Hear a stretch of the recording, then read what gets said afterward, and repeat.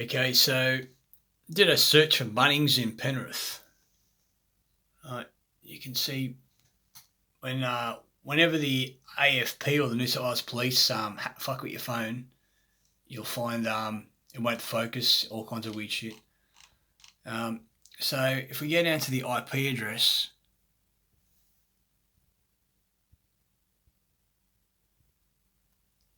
Tumbarumba, right? Tumbarumba. Okay.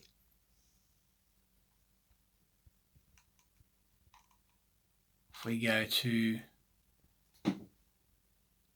Tumbarumba,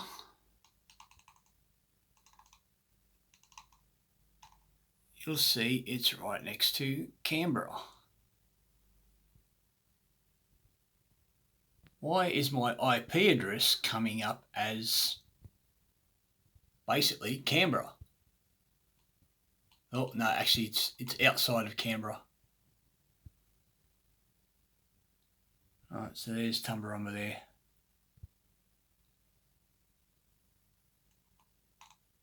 So I'm posting these two clips. The other clip is my mum's phone is turning up in Canberra, Parliament House. This PC, its IP address is coming up as another part of the state, basically 600 kilometres away. So this is how they hack your phone. This is how they hack your internet. They redirect my line straight down to Canberra or to Tumbarumba or wherever, and then it goes to Facebook or whatever.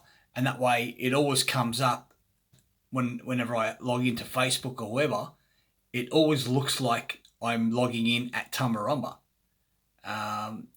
Now, this would have changed at some point, and at some point, Facebook and YouTube and Hotmail and Yandex would all notice this, but there's never been a comeback. It's never come back and said, you're now operating from a new area.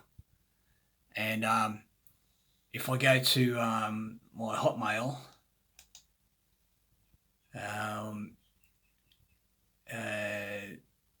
basically up here there's a grey bar.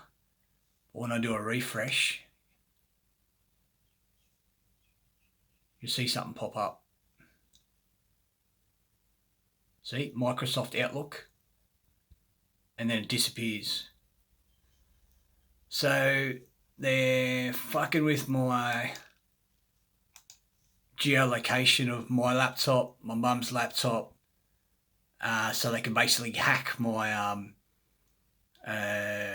see what I'm saving, what I'm emailing, who I'm emailing to, and this is all part of the New World Order bullshit. This is trespass. This is what they call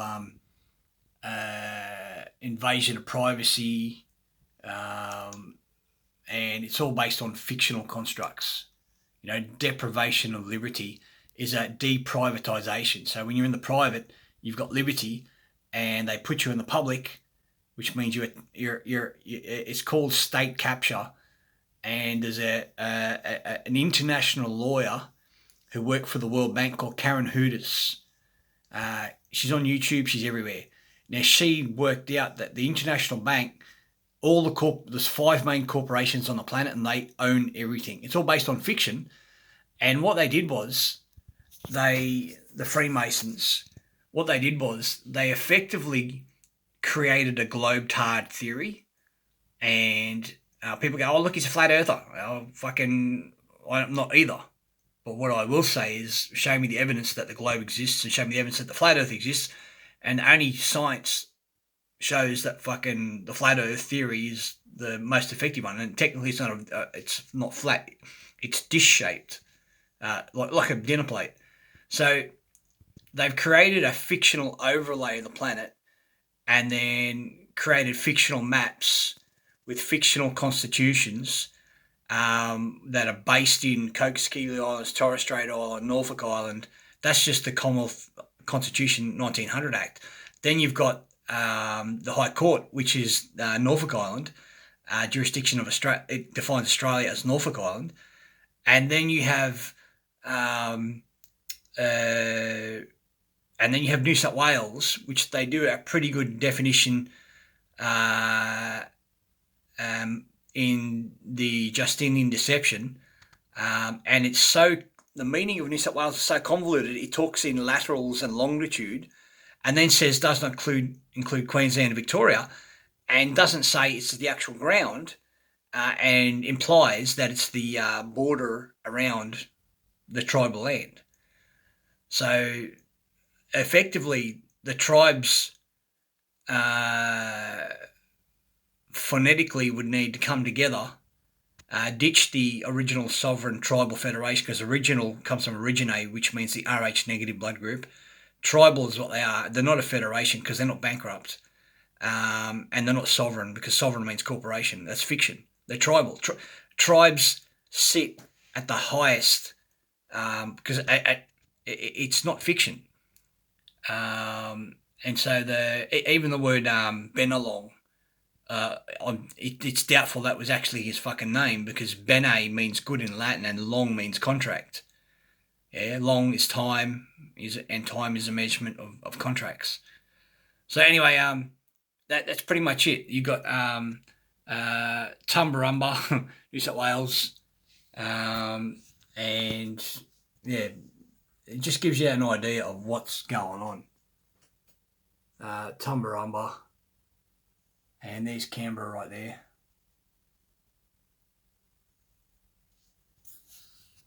So that's it's a level of desperation that they had to run my nephews and nieces off the road. They were running me off the road. I hadn't even gone down the truth. I hadn't even gone down the truth movement, the tunnel, so to speak. Effectively, for me, all I did was I started a company, and it's probably a trigger for them. When I started a company, I didn't go through an accountant and pay $2,500 or whatever.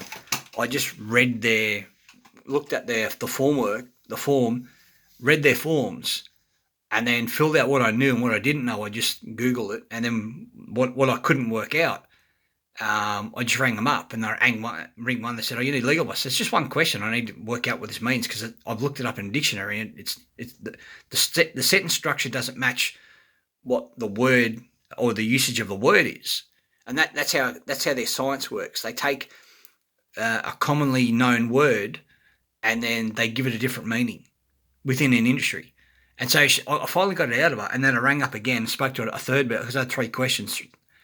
Rang up a third bird and second bird, and asked that one question, clarified it, and she answered, and then she said, "Oh, you've only got one question out of the whole form that you're not an accountant." I said, "No."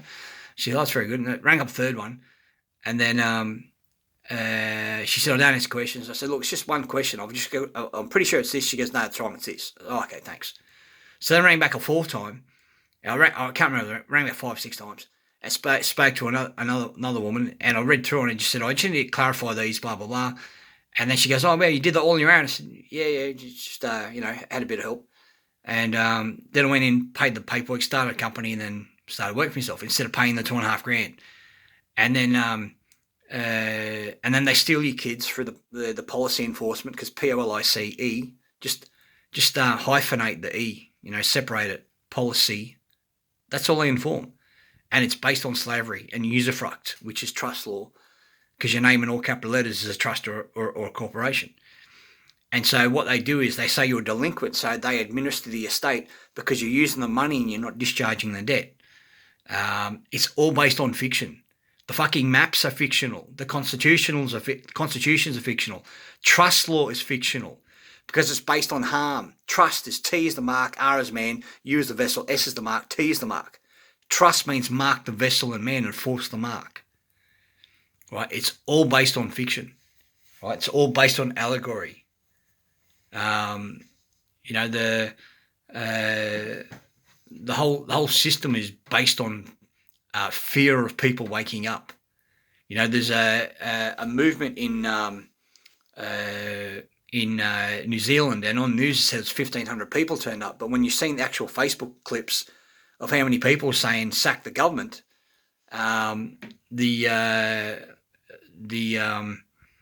You're left in a situation where people having to put this stuff up on social media, as they call it, and you can see people as far as the eye can see. Like, it looks like fucking half a kilometre long. So everything is fraud. They're murdering people. There are lawyers talking about the fact that there's international cases in Germany, America, where they're suing Big Pharma, suing these experts, and it's all fictional because there's no law. The US code says that courts aren't allowed to administer law.